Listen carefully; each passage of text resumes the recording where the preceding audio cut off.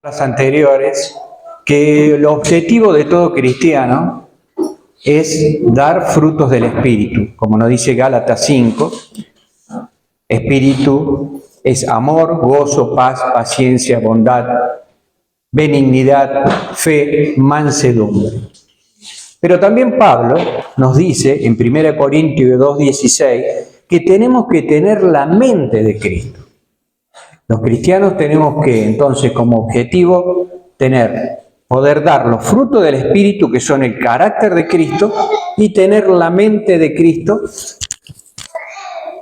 que es que todo nuestro ser esté tomado por sus pensamientos, para que sean los nuestros. Las manifestaciones, como hemos estado también compartiendo, las manifestaciones del Espíritu son buenas en muchos casos. Pero también se comete el error de quedarse con las manifestaciones. También lo hemos compartido. No es el fin último de todo cristiano. Y hay un error doctrinal cuando se hace que las personas permanezcan en las manifestaciones y allí pretendan gozar de la presencia del Señor y vivir una vida que vamos a ver que no es tan simple ni tan fácil como nos hacen también creer a veces. Y cuando volvemos a nuestras casas, se nos pasa la emoción de la manifestación, volvemos a la vida común, a las luchas diarias, y cuando vemos que algo nos cuesta, nos decaemos. Los cristianos tenemos una espiritualidad de mente, no es de mente, no somos locos, es de mente.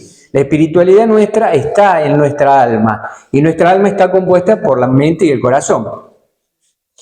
El Espíritu, dice en Juan 6:63, el Espíritu es el que da vida. El cuerpo no tiene nada que ver en eso. Las palabras que le he dicho, dice Jesús, vienen de Espíritu y por lo tanto dan vida. Fíjense, hasta acá vamos, que les he dicho que las manifestaciones son del Espíritu y son buenas, muchas, pero no nos podemos quedar en ellas. Que toda la espiritualidad pasa por la mente, que muchas veces la dejamos de lado en nuestra mente, ponemos solamente el corazón y nos olvidamos de que tenemos un cerebro. Y que la palabra que nos dio Jesús es palabra de espíritu y de vida. Segunda de Corintios, Pablo nos dice, pues, aunque andamos en la carne, no militamos según la carne, porque las armas de nuestra milicia no son carnales, sino poderosas en Dios, que es espíritu, para la destrucción de fortalezas, derribando argumento y toda altivez que se levanta contra el conocimiento de Dios y llevando cautivo todo pensamiento a la obediencia a Cristo. Aquí vamos aproximándonos al tema de hoy, que es el campo de batalla, la mente.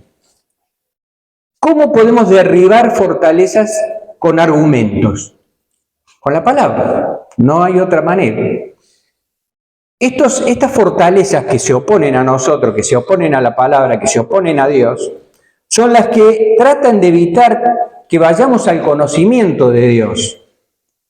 Nosotros, con nuestros argumentos basados en la palabra, podemos contrarrestar esta acción, que es, vuelvo a decir, no quedarnos en esto, sino ahondar en el aprendizaje de la palabra de Dios, abrir nuestras Biblias, estudiarla, leerla, darle su tiempo también, así como le damos muchas veces a nuestro celular.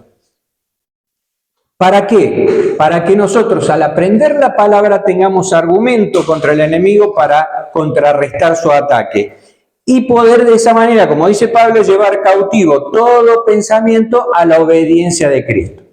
Porque si nosotros dejamos que el enemigo ponga pensamientos de derrota, de maldad, de mentira, nuestros pensamientos no están en obediencia a Cristo.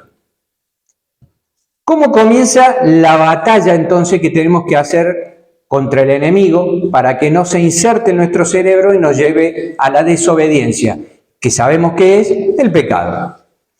Santiago 1:13-15 dice: cuando alguno es tentado, no diga que es tentado de parte de Dios, porque Dios no puede ser tentado por el mal, ni Él tienta a nadie, sino que cada uno es tentado cuando de su propia concupiscencia es atraído y seducido. Entonces la concupiscencia, después que ha concebido, da a luz el pecado, y el pecado, siendo consumado, da a luz muerte. Vamos a empezar por lo primero para que quede claro. ¿Qué es la concupiscencia? En sentido etimológico, puede designar toda forma vehemente de deseo humano. La teología cristiana le ha dado un sentido particular de un movimiento de apetito sensible que contraría la obra de la razón humana. A ver si lo traducimos, si no se entendió. Entonces, concupiscencia es una pasión desordenada de los deseos, básicamente. Santiago dice que cuando nosotros somos tentados no es Dios quien nos tienta, sino que nosotros mismos, con nuestra concupiscencia, permitimos que el pecado entre en nosotros. Y da pasos con respecto a esto, que es, con la concupiscencia somos atraídos y seducidos por el pecado. Después el pecado se concibe y después el pecado da a luz muerte, una vez que es consumado. Hay tres tipos de concupiscencia. En 1 de Juan 2:16 dice: porque todo lo que hay en el mundo, los deseos de la carne, una, los deseos de los ojos, dos, y la vanagloria de la vida, no provienen del Padre, sino del mundo. Y el mundo pasa y sus deseos, pero el que hace la voluntad de Dios permanece para siempre. Fíjense, tenemos entonces que Santiago dice que está la concupiscencia propia nuestra que nos hace pecar, y Juan, en 1 de Juan, dice lo mismo. Son tres clases de concupiscencia que ahora vamos a ver dónde se origina esto. Esta concupiscencia se origina en el Génesis, en la tierra que Dios había hecho para Adán y Eva. Génesis 3:1. Pero la serpiente era astuta, dice, más que todos los animales del campo que Jehová Dios había hecho, la cual dijo a la mujer: ¿con que Dios os ha dicho, no comáis de todo árbol del huerto? Y la mujer respondió a la serpiente: del fruto de los árboles del huerto podemos comer, pero del fruto del árbol que está en medio del huerto, dijo Dios, no comeréis de él, ni le tocaréis, para que no muráis. Entonces la serpiente dijo a la mujer: no moriréis, sino que sabe Dios que el día que comáis de él, serán abiertos vuestros ojos y seréis como Dios, sabiendo el bien y el mal. Y vio la mujer que el árbol era bueno para comer, deseo de la carne. Ya tenemos la primer concupiscencia. Vio la mujer que el árbol era bueno para comer y que era agradable a los ojos, deseo de los ojos. Tenemos la segunda concupiscencia. Y que era agradable a los ojos, y el árbol codiciable para alcanzar la sabiduría, vanagloria. Y tomó del fruto, lo comió y después le convidó a su marido y también comió. Fíjense cómo desde el principio de Génesis ya esa concupiscencia fue sembrada en Eva, que le dio lugar y después la propagó a su marido, y de ahí en más entramos en una cadena de pecados hasta que vino nuestro Señor Jesús. ¿Qué pasó con Eva? ¿Es culpable de todo? No, no es culpable de todo. Que el Señor había hablado, nos cuenta la palabra, con Adán. A Adán le había dicho: de este árbol no has de comer, y mientras tanto podés comer de todo lo que hay acá. Me imagino la belleza que sería eso, mientras trabajas y haces, le pones nombre a las cosas, designás todo lo que tenés que designar según su género. Seguramente en una charla de pareja le dice a Adán: mirá, querida, el Señor dijo que comamos de todo, pero de ese árbol no. Yo me imagino la respuesta de Eva, conociendo a las mujeres y sobre todo a mi mujer: ¿por qué? No es sí, querido, es ¿por qué? ¿Está mal? No, es la naturaleza.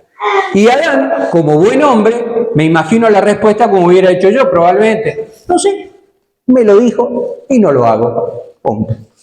Entonces a Eva le quedó la cosita adentro, esa semillita de decir: che, qué macana, mira cómo de todo, pero le tengo una gana a este arbolito. Y claro, esas cosas son curiosas las mujeres y no se quedan con algo, tienen que indagar un poquito más. Y allí fue donde, en esa concupiscencia de ella, en ese vehemente deseo que tenía por ese fruto, aparece La serpiente, Satanás. De esa forma aparece en nuestra vida, porque Satanás es astuto, sabe que tenemos dando vuelta en nuestras mentes. Sabe cuál es el punto débil que tenemos, sabe qué es lo que nos quita por ahí el pensamiento, la razón, el sueño. Sabe que nosotros por ahí nos negamos a ciertas cosas, pero que queremos hacerlas. Y él lo intuye. Dice la palabra que Satanás no puede leer nuestras mentes, pero ya es un viejo hábil de siglos y ya sabe los gestos, las miradas, los ademanes, los movimientos, ya lo conoce. Entonces sabe a dónde queremos apuntar. Eva no fue la culpable, vuelvo a decir, fue culpa de los dos. Porque siempre por ahí empezamos, debido a la mujer entró el pecado. Adán no debió comer tampoco. Hay un proceso en la tentación. Hay un proceso que es lo que le pasó a Eva y también a Adán. Y nos pasa a nosotros muchas veces. ¿Cuál es el proceso? Vamos a graficarlo. Tenemos la mente en blanco, una mente limpia, una mente que no está ocupada con lo que debería estar ocupada, con cosas buenas, con las cosas que Dios quiere. De la vida diaria, ¿no? No es que todo el día andemos como monjes tibetanos, no se trata de eso. Se trata de la vida diaria, pero de hacer lo bueno, tener el pensamiento bueno, las cosas que Dios quiere. Entonces tenemos una mente en blanco, vemos una imagen, vamos a poner la imagen de la manzana. Ya tenemos la imagen, se inserta en nuestra mente. Ya está, ya no está en blanco, ya tenemos la imagen de la manzana. Esta imagen afecta a nuestros sentidos. ¿Qué sentidos? Todos, porque vemos la manzana, el gusto, el olfato, el tacto, todo. Todos los sentidos están afectados por esta imagen. Quiere decir que somos en esta etapa atraídos y seducidos por esa imagen. Si nos gusta la manzana, queremos comerla. Nos atrae. Entonces se forma el concepto de manzana en nuestro cerebro. Ya sabemos lo que es una manzana, sabemos que tiene ese nombre y sabemos qué gusto tiene, qué textura, lo que puede provocar en nosotros, lo que nos da, lo que tenemos ganas de hacer con esa manzana. Cuando mordemos la manzana, eso es la experiencia y ya está consumado. Todo el proceso. ¿Se entendió hasta acá? Tenemos la mente, la imagen, tenemos que nos afecta a los sentidos, atraídos, seducidos, y tenemos la manzana ya concebida en nosotros, y cuando después de la concepción mordemos, ya está consumado. Bueno, esta experiencia se puede compartir solamente con el concepto que tenemos de la manzana. ¿Qué quiero decir con esto? Si yo, no sé, a ver, ando mirando una mujer y mujeres, y estoy ahí de pecar, de equivocarme. Ese concepto, hasta ahí es un concepto, no está consumado. Yo se lo puedo transmitir a otro. Tranquilamente, le paso mis imágenes, le paso lo que pienso, le paso mis sensaciones, y ya esa situación ya es pecado. Ya estamos nadando en el pecado. No hace falta consumar. Cuando consumamos el pecado nos lleva a muerte. Muerte espiritual. Mateo dice, del hombre bueno, del buen tesoro del corazón saca buenas cosas, y el hombre malo del mal tesoro saca malas cosas. Acá tenemos las dos posibilidades que podemos compartir. Las cosas buenas y las cosas malas. Estamos hablando de la mente, cualquiera dirá que tiene que ver la mente con el corazón. Tiene que ver porque las dos forman el alma. Tengan en cuenta que somos espíritu, alma y cuerpo. Cuando finaliza nuestra estadía en esta tierra, el cuerpo vuelve a la tierra. El espíritu vuelve a Dios, porque es el aliento de vida que le dio Dios al hombre. Y el alma es la que depende de todo lo que hagamos en este peregrinar a dónde va. Por ende, el alma está formada por nuestra mente y nuestro corazón. El cuerpo, había dicho entonces, es el envoltorio, el espíritu es el soplo de vida, y el alma es la parte intangible que habita en el cuerpo, o sea que no se puede tocar, que nos da la capacidad de pensar y de sentir. Es capaz de dar vida y de también dar muerte, ¿no? El alma es la esencia del ser humano, es lo que somos. El espíritu es el aspecto de la humanidad que nos conecta con Dios. El alma es lo que somos, el espíritu es la conexión que tenemos con Dios. Esta alma es la que nosotros podemos, con nuestra mente y corazón, podemos ensuciarla y ensuciar a otros. Si nosotros nos llenamos de buenas cosas, que viene a ser esto lo que es la parte de, vamos a graficarlo como si fuera de la inocencia, lo puro, lo bueno, esa cajita, ese lugar que tiene en nuestra mente y en nuestro corazón, eso lo podemos compartir también y nosotros damos vida a otros. Le damos vida para que puedan tener una conexión con Dios, le compartimos de la palabra. Cuando nosotros de esas cajitas la tenemos más llena la de la concupiscencia, que son esos deseos desordenados, también lo compartimos y podemos dar muerte a las personas, porque los llevamos por el mal camino y los alejamos del Señor. Hay tres tipos de pensamientos, que son los pensamientos personales, que son agradables o desagradables. Está el pensamiento social, que es lo correcto y lo incorrecto, y está el pensamiento de Dios, que es el bien y el mal. Nosotros nos tenemos que llenar siempre entre los tres pensamientos, tratamos de que sea lo agradable, en lo social que sea lo correcto y de Dios que sea lo bueno, para ir por el camino correcto. En Santiago dice, Santiago 1.14, volvemos ahí a Santiago, dice que somos atraídos porque la información que nos atrae es la información que nos interesa. Le voy a graficar un ejemplo. Por ejemplo, cuando yo andaba buscando un auto X y tenía una camionetita que me hizo renegar bastante, pero bueno, eso es otra historia. Como me interesaba esa camioneta y ese vehículo, no sé si les ha pasado, después cuando hay algo que les interesa, lo ven en todos lados. Parece que aparecieran de la nada. Si les gusta a la mujer, vamos a decir, no sé, un pullover, después van por todos lados y van viendo el mismo pullover, en distintas mujeres quizás también. Es como que atraemos esa imagen, no es que nunca había esa camioneta o no estaba nunca, es eso, es el interés nuestro. Bueno, eso es lo que hacen en las redes, el algoritmo que le llaman, que es notable, pero uno busca algo y te entra a llover todo lo que abrís en las redes, es lo que vos habías buscado. Y en una de esas está hablando, porque me dicen que hay microfonito, no sé qué, por ahí estaba hablando algo y dijiste, quiero ir de vacaciones a tal, abriste Instagram o Facebook y todo, y te sale una agencia de viaje, lugares donde ir y todo, no sé. Pero fíjense cómo el sistema absorbe lo que Dios ha creado en nuestra mente. Lo copia. Y sabe lo que a nosotros nos interesa. Entonces nos da eso, y nos da hasta que si vos buscaste quiero comprar una silla, te llueven sillas por todos lados. Cosa que nunca había pasado antes. Eso es la atracción. Eso es lo que ahí empieza el tema con la concupiscencia. Somos seducidos, quiere decir, que negociamos con nosotros mismos para hacer algo que no queríamos hacer. En este estadio somos atraídos y seducidos, dice la palabra. ¿Cómo es esto de la seducción? Y claro, tenemos un deseo vehemente por algo y queremos ir allá, a como dé lugar. Hay gente que, bueno, también por ahí quiere un auto, un hombre, por lo general somos los hombres, y se emperran que quieren el auto y no tienen ni para pagar las cuentas y no tienen por ahí para llevar la comida necesaria a su hogar, pero van y aparecen con el auto nuevo. Es seducido, es atraído y en este caso ya consumó el error. Dice la palabra que en el proceso de la tentación, Santiago, tenemos entonces la atracción, había dicho, la seducción, la concepción y la consumación. ¿Qué debemos hacer para evitar todos estos procesos en que la concupiscencia nos gane la batalla a nosotros y nos lleve por un mal camino?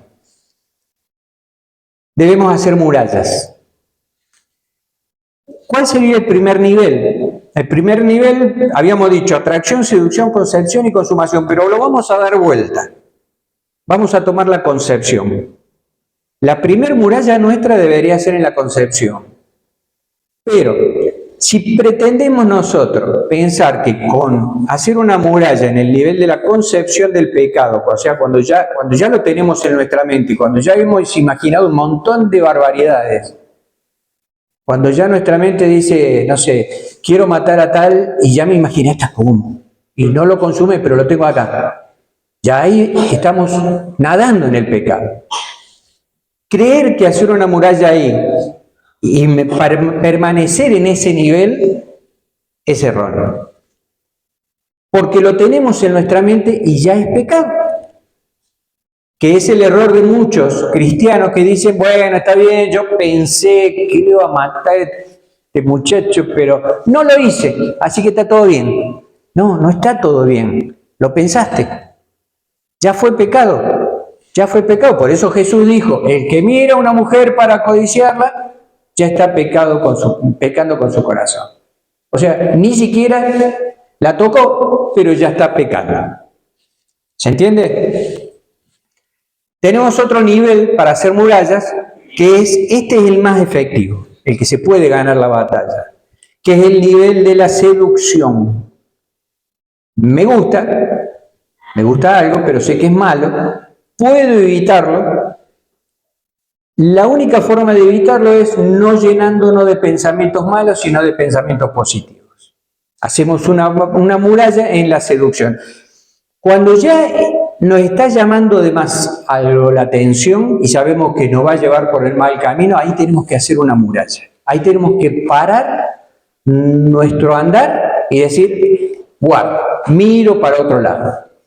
Si yo sé que estoy viendo una película que tiene imágenes que me van a llevar a pecar, ¿qué debería hacer? Cambiar la película, sacar la película o apagar la tele o irme o hacer otra cosa.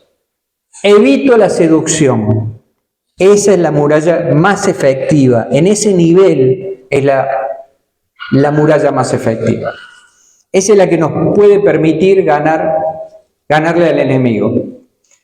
El enemigo tiene muchas formas de entrar en nuestra mente, pero no lo puede hacer si nosotros no le damos el lugar. No podemos nosotros muchas veces manejar el entorno en que vivimos, porque hay muchas cosas que no las podemos manejar, no dependen de nosotros. Y nos bombardean permanentemente imágenes, situaciones, sensaciones, sonidos, que nos pueden hacer desviar del camino. Esto es como tener un enchufe. Venimos caminando y el enemigo nos tira para que se nos conecte algo, todo lo malo. Nosotros tenemos que tratar de evitar que ese enchufe se conecte a lo malo y que entre en nuestra mente.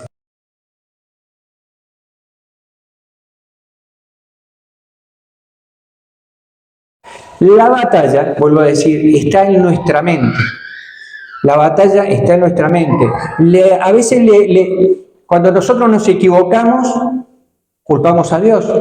¿Por qué Dios permite tal cosa? ¿Por qué Dios tal otra? ¿Por qué el Señor? ¿Por qué me voy de la iglesia? ¿Por qué no quiero saber más nada? ¿Por qué la fe, la religión?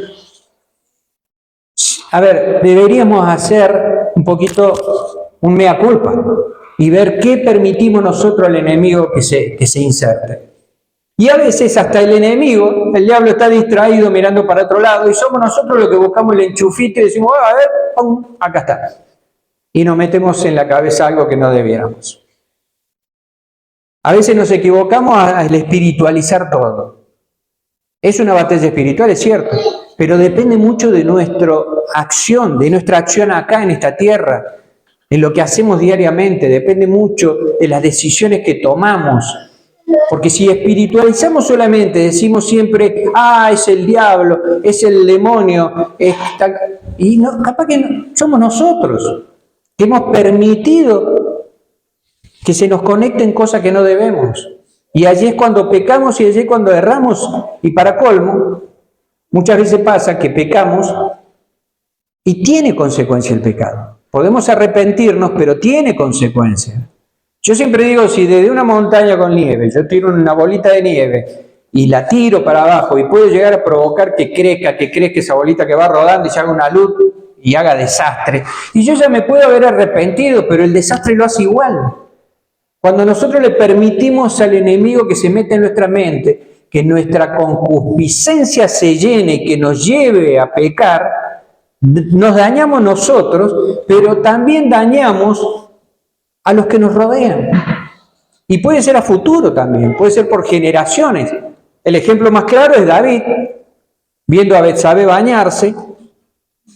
¿Qué hacía David justo ahí en, no sé, en el techo, en la azotea, en un balcón?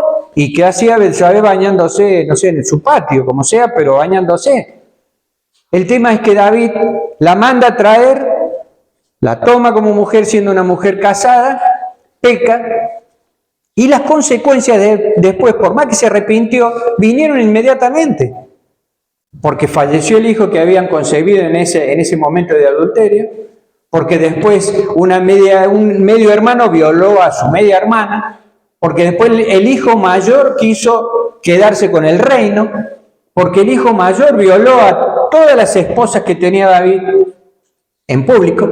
Fíjense, todo por un hecho que no debió haber sucedido, porque David en ese momento estaba en blanco, como dije al principio, grafiqué, con la mente en blanco. Probablemente permitió que la imagen venga, que las sensaciones gane, fue seducido, el pecado se concibió en su mente, dijo tráiganmela, y cuando la trajeron, consumó el pecado. Y la devastación que provocó después, más allá de que después fue David, lo tenemos y que fue considerado amigo de Dios y todo lo demás, no importa. Las consecuencias las pagaron no solo él, sino todos los que le siguieron a él. ¿Cómo podemos combatir todas estas situaciones? Vamos entonces a Mateo 4, 1, 10. Entonces Jesús fue llevado por el Espíritu al desierto para ser tentado por el diablo. Y después de haber ayunado 40 días y 40 noches, tuvo hambre, y vino a él el tentador y le dijo: si eres hijo de Dios, di que estas piedras se conviertan en pan, deseo de la carne. Él respondió y dijo: escrito está, no solo de pan vivirá el hombre, sino de toda palabra que sale de la boca de Dios. Entonces el diablo le llevó a la santa ciudad y le puso sobre el pináculo del templo y le dijo: si eres hijo de Dios, échate abajo, porque escrito está, a sus ángeles mandará acerca de ti y en su mano te sostendrán. Deseo de los ojos. Yo querría que me agarren, sí, porque voy a caer. Para que no tropieces con tu pie en piedra. Jesús le dijo: escrito está también, no tentarás al Señor tu Dios. Otra vez le llevó el diablo a un monte muy alto y le mostró todos los reinos del mundo y la gloria de ellos. Y le dijo: todo esto te daré si postrado me adorares. Vanagloria. Entonces Jesús dijo: vete, Satanás, porque Cristo está, al Señor tu Dios adorarás y a Él solo servirás. Satanás se alejó y vinieron ángeles y lo sirvieron, dice la palabra. Fíjense en el paralelismo entre lo que hicieron Adán y Eva y lo que hizo Jesús. Un paralelismo que difiere totalmente. En ambos casos el enemigo se le presenta, el diablo se le presenta, se entabla esa conversación. ¿Y cómo lo combatieron? ¿Cómo lo combatió Jesús? Con argumentos. ¿Qué argumentos? La palabra. La palabra. ¿Qué es lo que no hizo ni Adán ni Eva? Las tres tipos de concupiscencia estuvieron en los dos episodios. Unos cayeron, fueron débiles, desconocieron al Señor y eso que caminaban con Él. Y el otro, Jesús, puso todo su poder en la palabra de Dios. Que es lo que hoy nosotros muchas veces ignoramos. Y no nos enseñan realmente el valor y el poder que tiene la palabra de Dios. ¿Querés derrotar al enemigo? Palabra de Dios. ¿Querés salir adelante? Palabra de Dios. ¿Querés tener bendiciones en tu vida? Palabra de Dios. En tu corazón y en tu mente, en tu alma. Palabra de Dios. Eso es lo que la enseñanza que nos dejó Jesús. Jesús vino y dijo: se puede. No tienen que sucumbir, no tienen que perder, no tienen que permitirle al enemigo que arruine sus vidas y mucho menos una vida eterna. Y Él lo hizo. Y le ganó la pulseada a Satanás. Pero es muy importante estar muy atento porque el enemigo es muy hábil. Como lo que pasó con Pedro en un momento. Jesús dijo: ¿quiénes dicen que soy?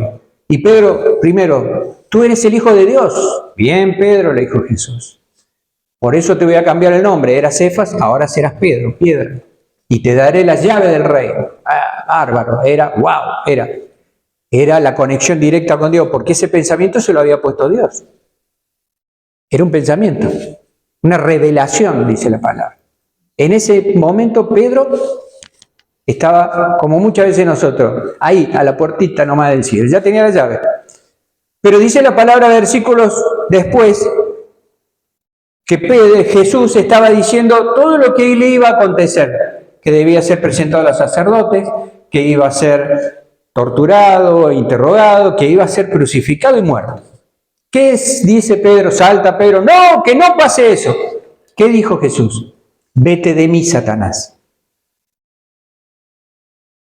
A ver, sabía Jesús perfectamente quién era el que había invadido la mente de Pedro. Satanás. En un momento Pedro estaba allá arriba y en otro momento estuvo acá abajo. Le permitió al enemigo tratar de impedir la obra que Jesús había venido a hacer y que era necesario que hiciera y que era importante que hiciera.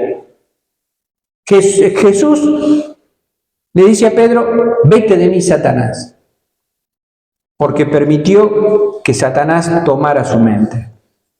Fíjense lo importante que es estar atento a las cosas del Señor, atento a la palabra. La palabra es espíritu y vida, como dije al principio. No hay otra. Que no me vengan con amuletos, que no me vengan con hechicerías o que no me vengan con cosas raras. La palabra de Dios es todo. Por eso lo puso el Señor, lo plasmó, para que no la cambiemos, para que no la adulteremos, para que no hagamos de ella un circo como se hace hoy en día. Se profetizan un montón de cosas. Uno entra en las redes y hay profetas para hacer dulce de lo que quieras. Te profetizan cada cosa. Si la gran profecía está en la palabra, ya no hay más. Por eso le puso un apocalipsis, un fin. Es la profecía. Se toman de Joel que todos los hijos profetizarán y salen todos a querer adivinarle el futuro al otro. Eso no es profecía. Cuando la palabra dice todos los hijos profetizarán, es todos los hijos compartirán esta palabra. Esta palabra que es la profecía. La profecía. Por eso cuando nosotros no estudiamos, cuando nosotros no aprendemos, dejamos que el enemigo nos llene de malas interpretaciones y nos lleve por caminos cerrados y creyendo que estamos haciendo bien cuando seguimos a alguien que realmente nos está llevando hasta el barranco. Es un ciego guía de ciegos. Tenemos que estar por eso nosotros preparados con el arma más poderosa que nos dio el Señor, que es su palabra. No hay nada más que inventar. Es la palabra del Señor. No hay nada más que inventar, ni pensar, ni creer, ni no creer. Es la palabra de Dios. Y así como está, la tomo para mí, para mi vida, para mis hijos, para mis nietos, para mi familia. En resumen, cuidemos la información que dejamos entrar en nuestra mente. La palabra de Dios es lo que nos va a ayudar siempre. Cuando el enemigo venga y te diga, vos no podés, todo lo puedo en Cristo que me fortalece.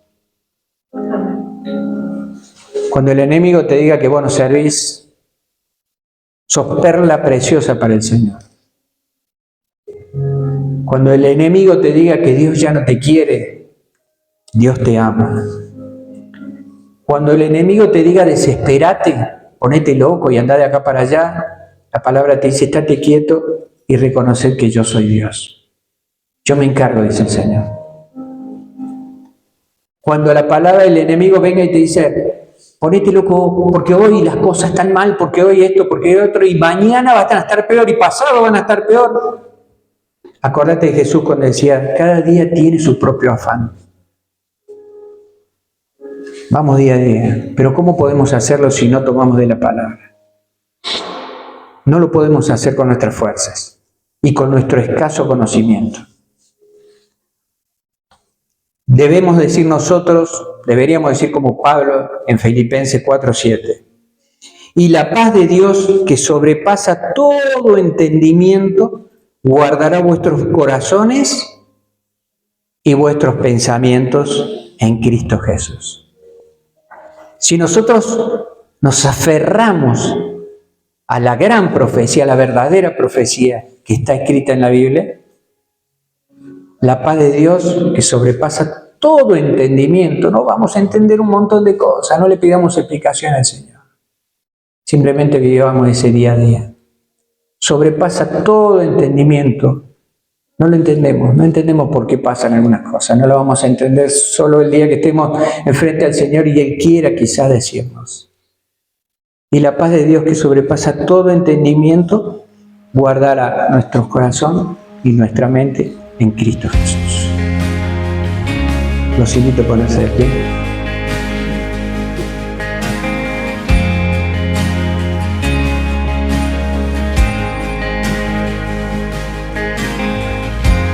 Nuestros corazones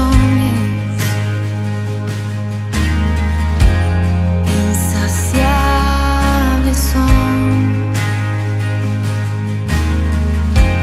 hasta que conocen a su Salvador.